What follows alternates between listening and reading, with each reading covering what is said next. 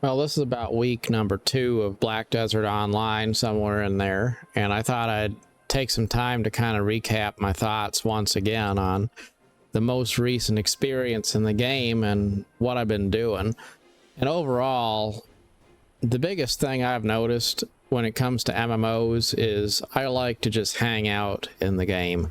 And that may sound a bit weird, but I really love just idling around, riding a horse around, walking around looking for resources, picking up random plants, selling random junk I found on the market board, and not really caring too much about questing and just letting it be this sort of an open-ended experience. So as boring as it sounds, walking simulator with the possibility that maybe I would interact with other people in the game at some point, just knowing other people are playing the game and active in the world while I just hang out. Like, that's kind of what I love the vibe of.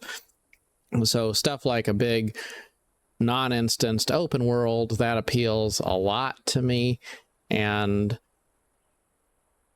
BDO just so far feels like it checks that box reasonably well. In fact, it does so better than most other games. Like, Elder Scrolls Online has a very expansive world, but it's all segregated zones.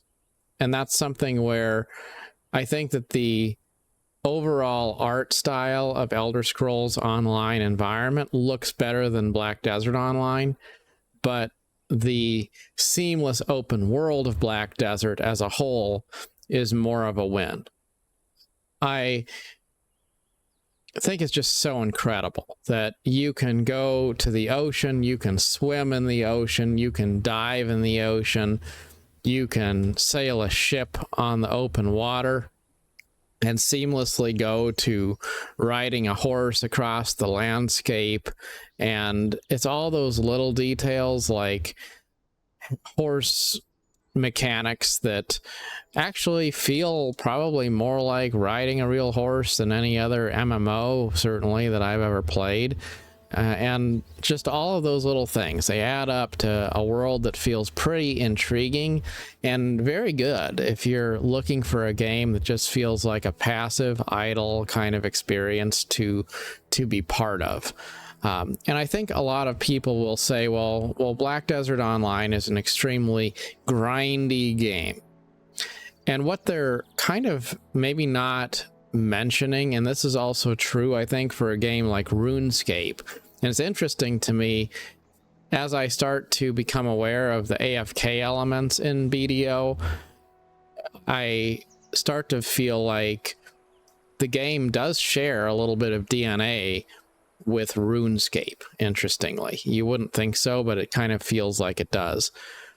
And the thing about these games is they're not a game that you have to give your undivided attention to. Like, for example, what I love right now is I can just set my horse running to a destination, and while I'm riding, I don't even have to interact with the game. I can just sit here and make this video, which actually works really, really well for making a video like the rambling videos I often tend to make.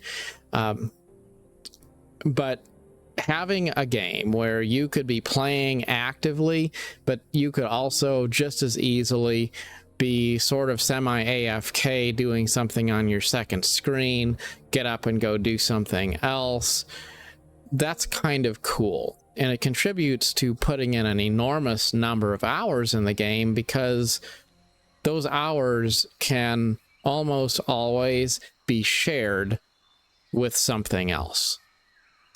And then conceivably that allows you to put your undivided focus into potentially other games that are requiring a bit more attention.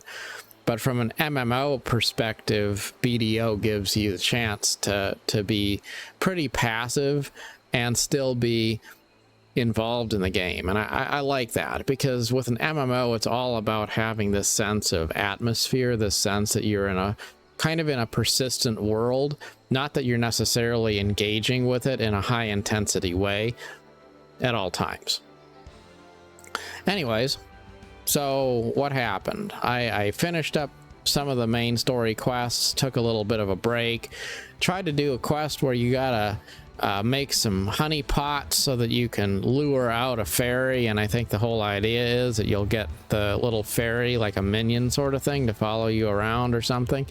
Not super sure what a fairy's all about, but I thought, well, if there is a fairy to be found, I want to collect it, so I'm going to do that quest. And it turns out it wound up being quite a grind to get through the R and G to get the honey pots I needed. So I got those, and then I had to find a unstable rift, and I still don't know where the unstable rift is. I'm hoping that one of these times I will be able to find it, and I think it's somewhere actually around where I am right now. Potentially these unstable rifts appear somewhere in the countryside near trees or something, I think. Not super sure about that, but it was a good early taste into just how much of a grind the game can be, and how there's sometimes a lack of resources available to help players perhaps find their way, figure out what exactly they are doing. And that's something where I think the game does share DNA with RuneScape. When I played RuneScape, I found quite often I would wind up spending a lot of time with a Wikipedia open on the other screen, figuring out how does something work or what do I have to do. In the same way, I think Black Desert Online, it does have a steep learning curve if you wanted to learn everything about the game. And that's where you kind of want to, I think, learn just one thing at a time, sort of, and don't worry too much about mastering the whole game, because it's something where it's just too much to bite it all off at one time. But you don't have to learn everything about the game to enjoy it as you go. And that's something which probably would be a negative to some players, and to me so far I felt like it is kind of a positive, because it's cool to know that it is a game which I don't have to master in order to have a good time in it, but it's also a game with enough depth that if you want to learn a lot about it, there is a lot to learn, and there's probably something every day you could learn about the game that you didn't know before if you're a new player. And anyways, so I was doing that for a while. Then I decided I wanted to make my way over to Kamasylvia, I believe, the elf town in the southwestern area of the main island. Did make it over there today, and I thought, wow, that's a really beautiful little town over there of elves. And it's basically like Black Desert Online's version of Rivendell. And on my way there, I found these tree creatures that look like ants out of the Lord of the Rings. And some of these things make you realize that the developers of the game probably had no problem drawing inspiration from a wide array of existing fantasy that's out there. And there's nothing wrong with that at all. But they're not one-to-one, but they are interesting things that have been copied from other IPs to create a sense of a lore in the world of Black Desert. So what else have we got? You know, I think the community feels pretty normal, and I don't know how else to say this other than just from what I've seen about the global chat and what I've seen in the community from the little I've interacted with them. They seem like they're pretty helpful people all in all. Generally, it seems like the community is interested in being supportive to new players. They don't want the game to die. There are the people who are cynical about the state of the game, depending on who they are. There's always trolls and things, but I just get the vibe that the game is pretty based in terms of having a solid community, not a toxically positive community, not a super Care Bear kind of a community.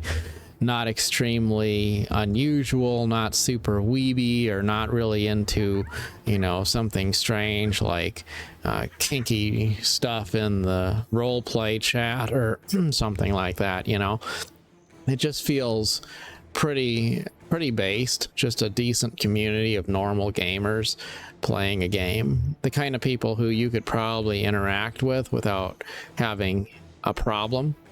And I don't know too much about what I'll think about the community if I engage with it more in the future, but for the time being, my initial feeling is it seems like a pretty decent group of people all in all, and I kind of have liked the people who I have interacted with, at least the ones I've interacted with in the general chat.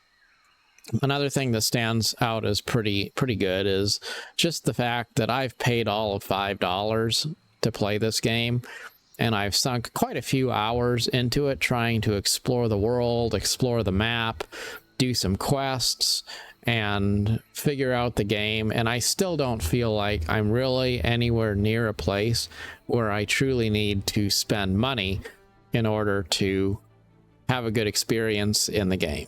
And I think that's a pretty positive experience to have, considering that there are games out there where if you just roamed around, you would hit a paywall, you would hit a spot where it would say you can't go into this zone if you don't pay money, or any number of things of that general nature. And it's sort of refreshing to just feel like if I want to spend money after a while, I will, and I can, but I don't need to subscribe to the game or pay a sub or anything like that in order to feel like I'm part of the game for an indefinite period of time. Then if I want to spend money on microtransactions later on, I can do that when I feel comfortable doing so, when I've gotten to a place in the game where I truly want to do that. And if not, then, you know, I don't have to. And I think that's great for a lot of players too, who, like, maybe depending on where somebody's at, maybe there are some times when they would be comfortable spending some money on a game, but that's not going to be every single month all the time. And I think it's great to not feel like you're pressuring people to kind of exclude them to where if you stop paying for a sub, then you just can't play the game.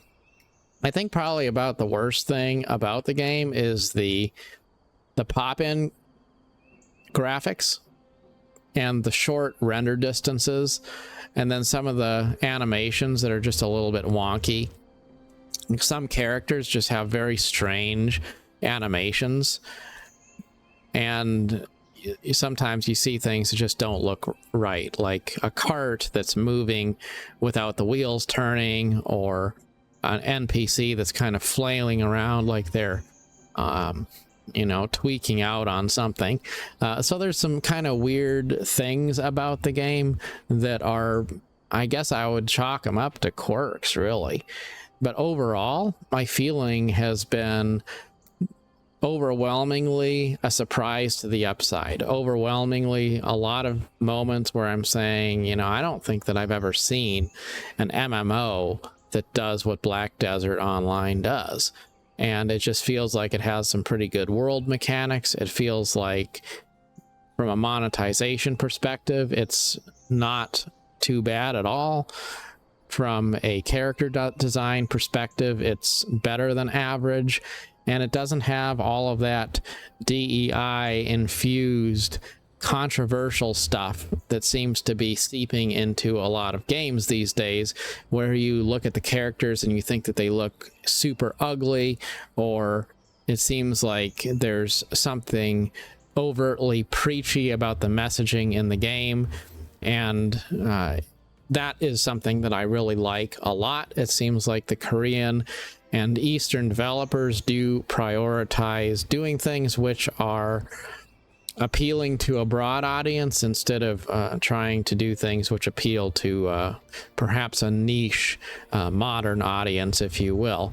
And that's nice too. So do I know a lot about this game up to this point? No, I would say not. But mostly my conclusion is if I can have a really good time for hours out of the day riding a silly donkey around and still feel like I want to log in tomorrow, learn more about the game, and continue to experience the world, well, according to Steam, I'm 60 hours into the game. Yes, some of that has been AFK, but I still have been playing this game probably more than most of the other games in my library for the last couple of weeks, or at least week and a half. And I've got to say, I am impressed by the game. You know, I play it on the absolute highest possible settings.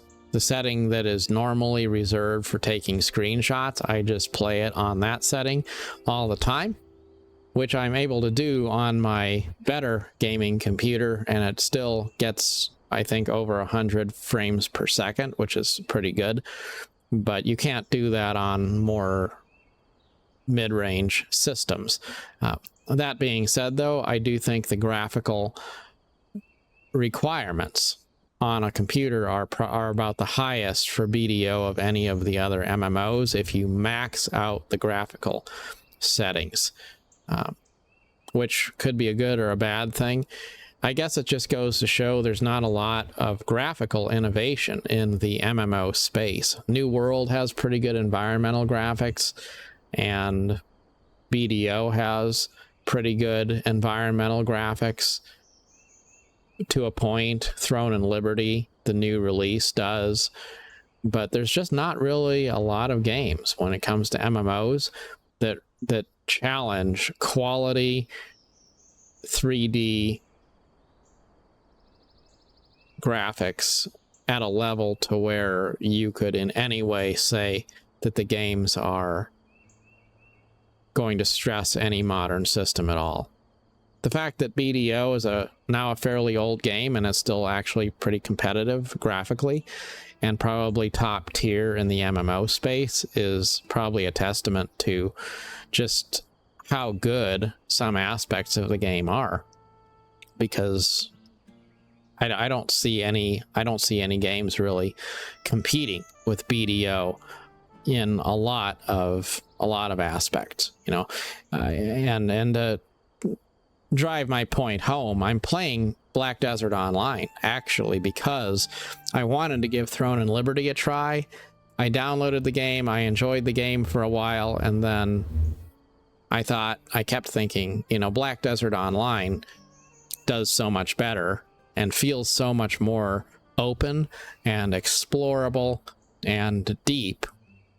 I just don't know why I would continue to play Throne and Liberty instead of just going back to give BDO another try. And I'm kind of thankful I did, because it feels like this might be a good new home to stay in for a while, especially as I've been a little bit disenfranchised with Elder Scrolls Online and have been thinking about possibly shifting away from that game and into something else. BDO might be a good solution to that.